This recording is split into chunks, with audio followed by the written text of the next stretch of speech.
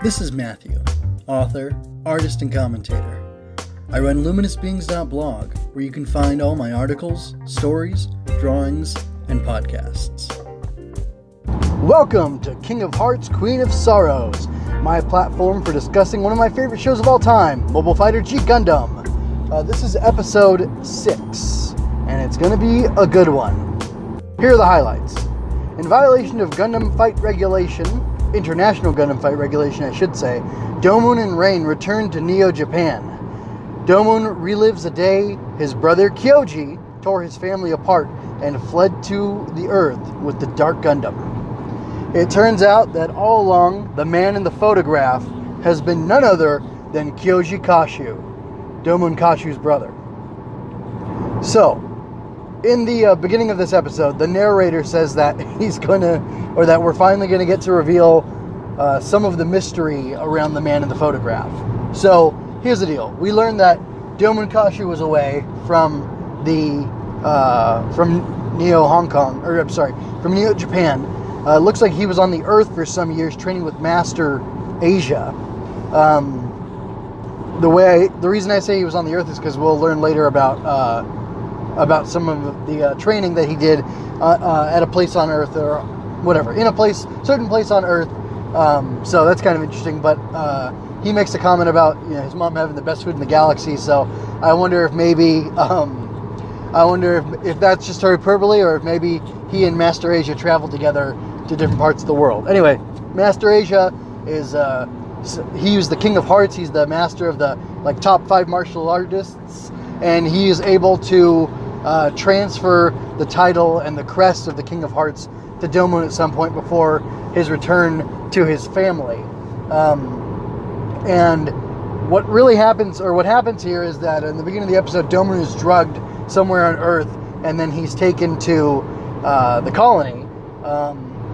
And there they use the fact that he's been drugged to put him in some sort of simulation of the actual day. He's having hallucinations of what's going on, and he's there with his mom and his dad and Rain and Kyoji as well. And the story that they're telling him is constructed from the facts of the day, because Domon wasn't there, but he's getting to experience it firsthand. And Ulube and Dr. Mikamura have one purpose in doing this, and Kurado, I think is the guy's name, the military guy, kind of above. He's the prime minister, I think, is what he is of Neo Japan. He has his own purpose in the experiment. And ultimately what happens is Domon realizes that it's an illusion, but he plays his part anyway. And Rain interferes as he's going to be defeated. She ends up saving Domon and allowing him to engage his super mode, which he's able to do when he becomes really, really angry. His emotion turns into energy, and it superpowers the Gundam, and the Gundam changes shape, and different stuff happens. It transforms. It's a slight transformation. Changes shape a little. The power output is increased, and he's actually able to defeat this military Gundam from Neo Japan that Ulube used to be the one who piloted a fleet of those, and not on his own. He was the leader in one of them, and the very one that he used, that he lost a fight to the Dark Gundam in, that gave him his scar, is the one that's going up against Domon as the Dark Gundam in his illusion. Anyway, so Domon enters super mode, and he defeats it. And here's the thing: we've got a little bit of insight into characters this episode. Rain is very conflicted. She's playing along in the illusion because she has to. She feels she has to, and she plays the part of the girl next door who Domon hasn't seen in years since he's been training, and she's spending time with his family, and everything's great, but it's really weighing on her. You can see how much this is hurting her, and she calls it a cruel thing, and she ends up, like I said, interfering in the whole mess. And she ends up saving Domon, but she's there for him emotionally. And at first she's going along with what her father says, probably because this is based in Japanese culture, and it's super important to honor your parents and everything. Not that it isn't in other societies, but I think in Japan it's stronger than it is in the United States, let's say, for example.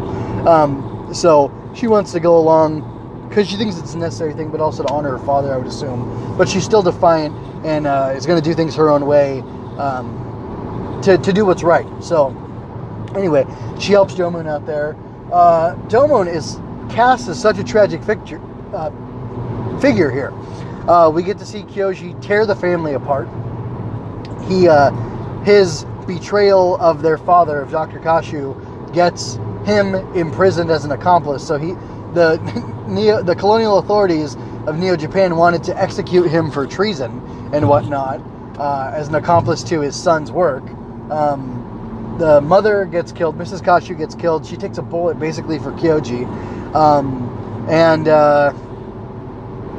now Domon is stuck bearing the burden of what his brother did.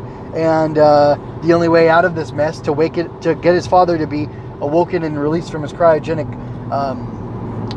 prison stasis, basically, is to defeat Kyoji, which is why he's been so desperate to find the man in the photograph, because that's exactly who that is. And Kyoji brags about having all these amazing capabilities with the Dark Gundam, and that he wants to use its power to take over and become like the dictator of space, of all the space governments. So that's kind of his motivation there. And he crashed to Earth, and he crashed at such velocity that the officials from Neo Japan who went and inspected the crash site say that Kyoji has to be dead, but that Kyoji and Dr. Kashu developed the Dark Gundam to have 3 theoretical capabilities, where it can self-repair, self-replicate, and I don't remember what the other one was. But they're thinking it'll take about a year for the Dark Gundam to fully replicate itself. And I think it crashed to Earth just a couple months before the tournament was set to start.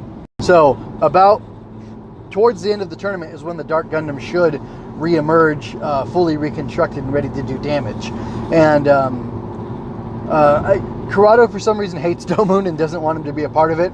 But Mikamura and Ilube are insistent that Domon be the guy to defeat the Dark Gundam, and the reason is because of the super mode. And I believe it's technology that Dr. Mikamura developed. And yeah, he's the guy who developed the Shining Gundam. Anyway, he designed it so that it would work. The super mode would work off of rage, I guess. And Domon's perfectly suited to take out his own brother with all his hatred and anger towards him for how he ruined the family, which is a pretty like sick twist of fate there. So anyway, that's kind of the situation there with them. And well, I guess let me get back to the document real quick and go through. Wow. So the other characters, I mean, I've kind of talked about Kyoji and what's going on with him, and Dr. Mikamura. What themes are at play here? Again, this one, it was like such a kind of an information dump that there aren't any really themes I can think of, or that I picked up in watching it the second time. Yeah, I don't know. I don't know what the themes are here, but it's definitely like a really tragic story that's being set up here. So it's kind of interesting.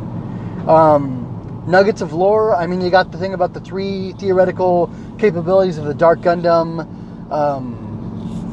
of the fact that like Kyoji wants to take over everything with the power of the Dark Gundam. You've got that.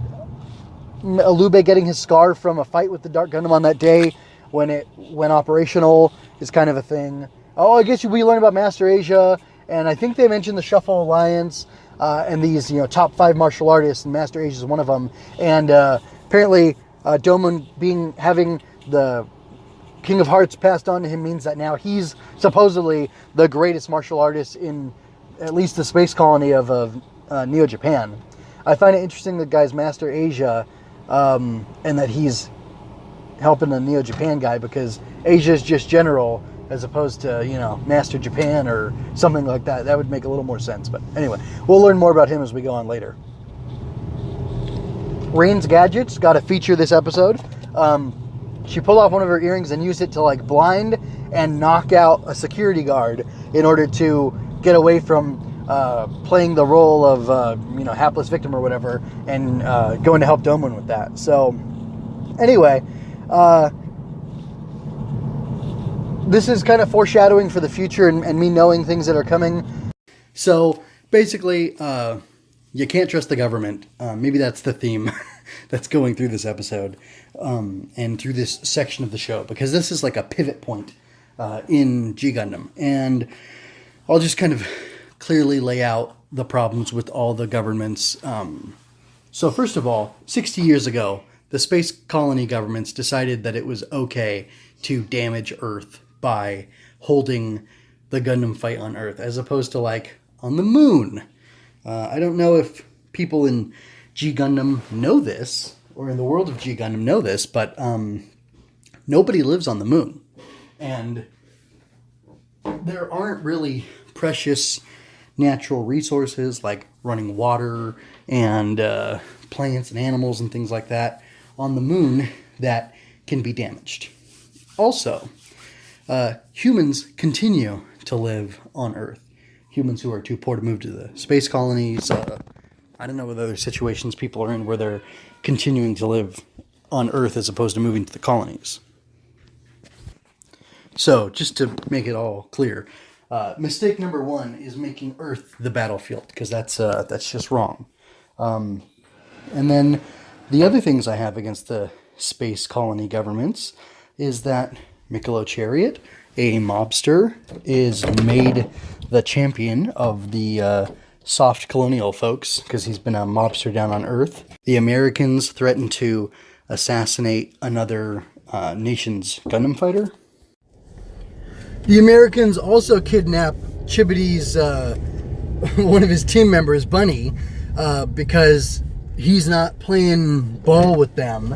And the guys, I talked about this in the previous episode, so I don't want to belabor the points, but like, everybody's shady. You know what, Neo China, I'm not really sure what their issue is. Like, I can't really pin anything against them morally, so I guess they're okay. And I kind of wonder what about that. And then France, again, I really can't pin anything on France. It was more an issue of honor, and so that's kind of interesting. Russia, though, Russia is dirty, dirty, dirty. I mean, they're, they've got the Gulag situation going on, the Gundam graveyard. They're taking people out of the equation and, hacking their, information from their Gundams and, doing all that stuff. Besides the fact that they're threatening the life of somebody from their own country, who's a space pirate, who they could have executed and, sovereignty and all that. Like, I technically, maybe I'm okay with that. Although, I'm less for authority and more for liberty. But, in certain circumstances, I could see execution from the hands of the state, like, being okay. Like, so finally, you've got shady Neo Japan and all the stuff they're doing. Like, I forgot to highlight this earlier, and then going through, getting ready to post this episode and finding like a good image for it.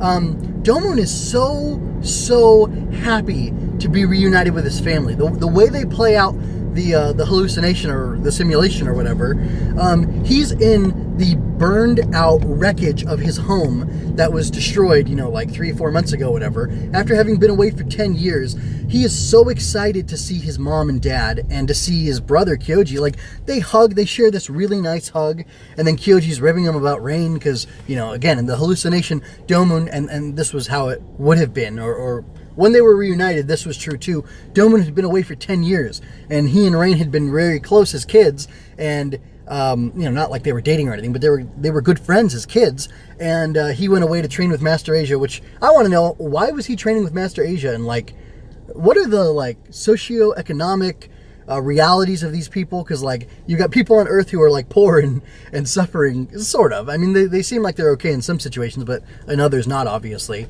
Like those kids in Italy were, in a bad way. But like, then Domon gets to like, as a 10 to 15 year old, go off and train with Master Asia. And like, why was Master Asia the King of Hearts, this like super prominent dude? Like, what interest did he have in Domon, and how did that happen? And are the Kashus up on the space colony as scientists because like they're so like, I don't know, it's kind of a chicken egg thing. Like, are they well off because they're in the colony, or are they in the colony because they're well off, and how did all that happen? I don't know. But anyway, like, Domon is so happy. He hasn't seen Rain in 10 years, and like, he's excited to see her, and he's like, wow, she's beautiful. I mean, he doesn't actually say that, but you can tell by the way he looks at her that he's shocked by how she looks, as a woman. And Kyoji ribs him about that, and like, it's just this perfect, beautiful, idyllic thing. And it really is, what could have been and what was lost and what was taken from him. And that all fuels his rage. And that's what they want. That's what Mikamura wants. That's what Ilube wants. They want to stoke the flames of Domun's rage so that he's angry enough to activate the super mode of Shining Gundam to defeat the Dark Gundam. And like, it's for maybe a noble cause. Like, if the Dark Gundam can allow somebody, if it has all these amazing capabilities, and in the hands of a bad person, it can allow them to coalesce all this power to themselves and like dominate all of space, under their dictatorial leadership or whatever. Like, of course that's bad, and of course you want to take care of that. But like, is that really the only way? And like it's funny that they're putting all of this pressure, all of this responsibility on one man who's lost so much already, as opposed to like assembling a team to take him out. Like, I'm from Kamen Rider, but more not Super Sentai, more Power Rangers background. Like, as a kid, I mean, even like, I'm loving Voltron right now. But like, you got a whole team working together to do this sort of thing. And really, it's just Rain and Domon. And, Rain's kind of swept along with Domon because, she was close to his family, she was close to him, and as a physician and a mechanic and like a, engineer scientist or whatever, she's like well equipped to, I guess she's probably a doctor in the similar vein as her father, and maybe she like double majored or whatever, so she got his like mad scientist robot worker capability by studying under him or whatever, studying his field at school as well as medicine. But anyway, so like she's swept into it because like her dad is the guy who is designing Shining Gundam and has given it the power that it needs to be able to do whatever. But like, so and her closeness with the Kashus brings her into this, and it's really a bad thing. And like, I don't know, like Neo Japan could have taken such a different tack with it. They could have reached out to other nations and decided to work with them, but instead they manipulate and coerce Domon in this really aggressive, really terrible way. So anyway, that's all I'm going to say for now. Otherwise, I'll get into spoilers, and I really want to kind of take the show as it's revealing itself to me and to you. So I'm going to stop there. Anyway, remember, folks, go out there and grasp happiness. Grasp happiness. I don't know why, but for some reason on these old ones that I'm converting from audio to video, the grasp happiness seems to be cut off. Go figure. Thank you for your time and attention. I'd love to do more of this. Like, share, and subscribe to cheer me on, or give me feedback to make me stronger and smarter. Visit luminousbeings.blog for more. I link everything I do there, so if you want to comment, that's a place where I'll definitely see it.